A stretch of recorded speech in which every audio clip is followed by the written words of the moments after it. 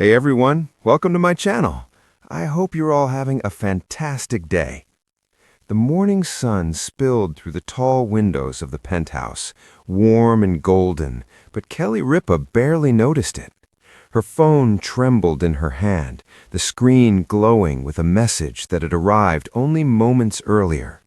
3 sentences, clinical, cold, enough to knock the breath from her lungs.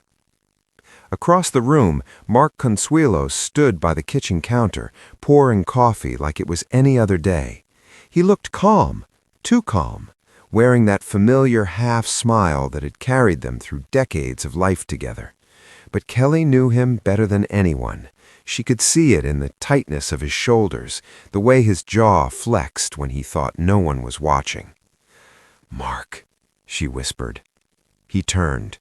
One look at her face and the smile vanished. They sat together on the couch, hands locked, as the world outside continued on, cars honking, a siren in the distance, laughter from the street below. Inside, everything felt suspended, as if time itself had paused to listen. The diagnosis, never named aloud in detail, hung between them like a storm cloud. It wasn't the word itself that broke Kelly.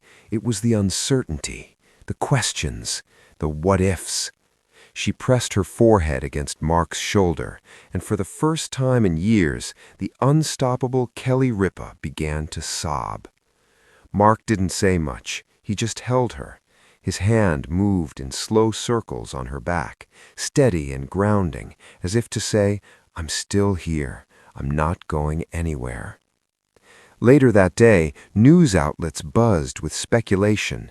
Headlines screamed in all caps. Rumors twisted facts into fear. Strangers mourned something they didn't fully understand. But behind closed doors, the story was quieter and braver. At the doctor's office, Kelly sat stiffly, mascara untouched for once, while Mark asked questions, real questions, hopeful ones. He listened carefully, nodding, absorbing every word. When the doctor spoke about treatment, about time, about strength, Mark squeezed Kelly's hand and smiled. "See," he said softly, "we have a plan." That night, after the city lights flickered on like stars, Kelly stood alone on the balcony. She let the tears come again, silent this time. Fear had a way of sneaking up when everything else went quiet. She wondered how love could feel so powerful and so fragile at the same time. Mark joined her, wrapping a blanket around her shoulders. "You don't have to be strong for me," he said.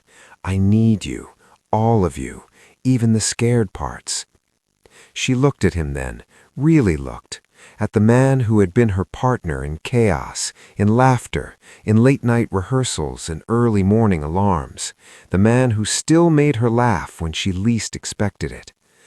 "I don't know how to do this without falling apart," she admitted. Mark smiled gently.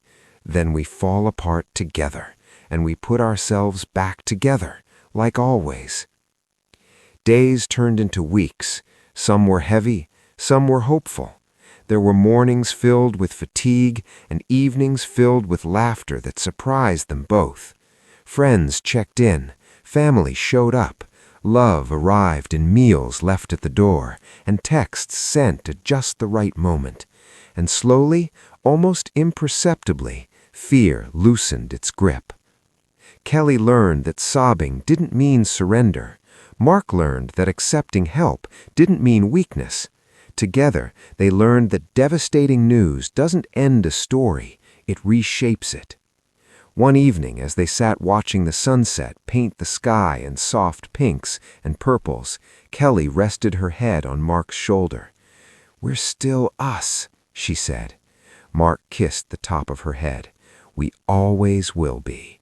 And in that quiet moment, beyond the headlines and the noise, hope remained, steady, defiant, and alive.